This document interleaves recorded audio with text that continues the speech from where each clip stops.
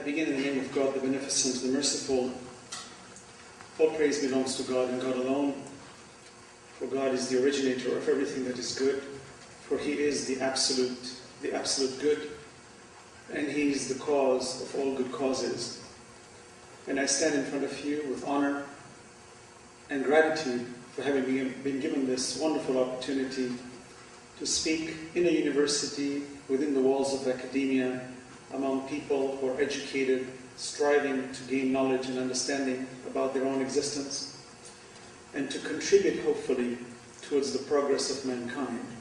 Because I feel that the academic institutions are the spawning grounds of all the progress in society, because, as they say, the famous bumper sticker, they say, if you think education is expensive, try ignorance. It's the most expensive thing, ignorance, but knowledge, education is a wonderful institution. And I find that in my experiences in life, people who are educated within the walls of academia especially, I find them to be the most broad-minded and the most receptive to diverse views. And Salisbury University is an excellent example of diversity with the help of excellent people like my brother Mr. White and the rest of the community here, and of course the MSA with the leadership of Sister Samina and her team. May God bless you all. The subject is, of course, with regards to what does Islam have to say as far as what the purpose is for us on this earth.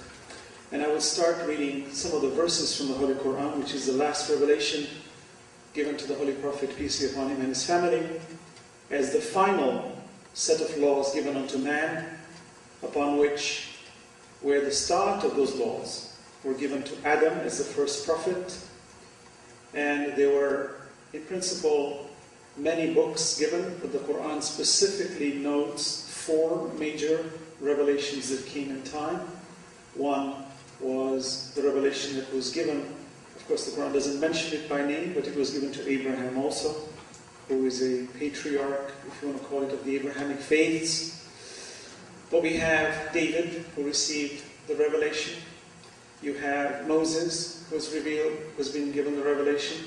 You have Jesus, who has been given the revelation, and the Holy Prophet, who was given the revelation, and peace be upon all of them and their families. Basically, the Quran completes that initial mission unto mankind, which is to guide them. And I will quote a series of verses in the 76th chapter of the Quran, known as Surah Al-Dahr, or the other name is known as Surah Al-Insan. Dahr means time, Insan means mankind. And it begins with an interrogative, meaning there's a question being posed. And the verse says, هَلْ أَتَى عَلَى الْإِنسَانِ حِينٌ مِنَ الدَّهْرِ لَمْ يَكُنْ شَيْئًا مَذْكُورًا.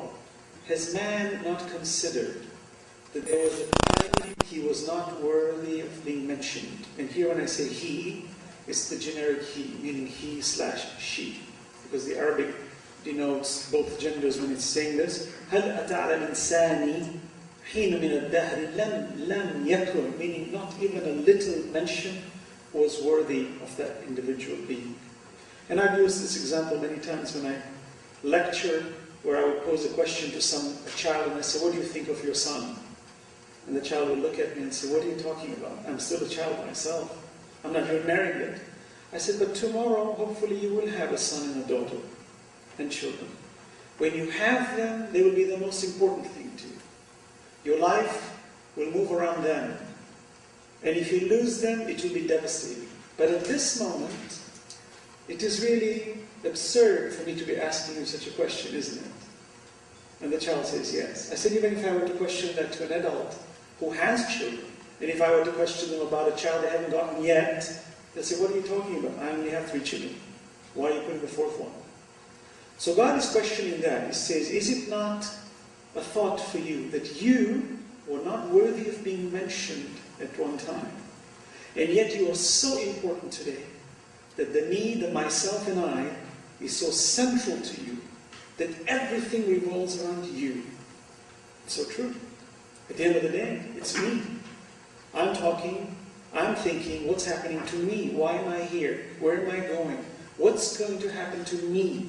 Well, God is questioning me from that perspective to show me that I am so merciful, God is saying to me, that you were not worthy of being mentioned, let alone existing. And now you exist.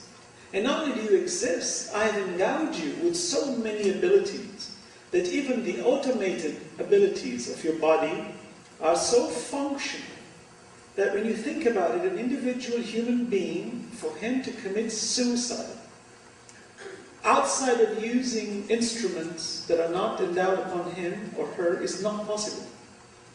You can't choke yourself. You cannot stop breathing because the body takes over. You know, kids, they tell their mommy, right? You don't get me that toy, I'll stop breathing. Right? Then you find the kid just tries it, next thing you know, falls asleep. Because God has endowed a system to ensure that this human being continues to live. That's the mercy of God. That out of his foolishness, he may perchance or she may perchance damage themselves, and that's not acceptable. That's a merciful God. So God is saying to me that you are not worthy of being mentioned. Take that as your foundation of all discussions. And when you have difference of opinions, you have problems in this life, and you're questioning your own integrity or the integrity of everything that exists around you, understand that at the very onset, you are not worthy of being created. But now that you do exist, look in the mirror and ask yourself, do you like yourself? That if you have a scar on your face, do you like it? No, you work against it. Why? Why is it that when you're ill, you move to correct, to fix yourself? It's uncomfortable when you're not feeling well. Why do you move towards solving your impediments? And God is saying, imagine I created you with such a system. But I do allow those things to go into those stages where you do become ill, and you do sometimes lose a limb, and you do get killed, just to let you know that this which you appreciate so much is a great gift upon you. And humans have a tendency to appreciate things after they lose things. Or they tend to appreciate it after they have a clear recognition that the potential of loss is very near. You'll find teenagers tend to become very wild in their behaviors because they're not living a life of true reality, that death does not discriminate. And they think, I'm young. They say, I'm young. I've got agility. I can do daredevil things. I can challenge myself to the edge of death.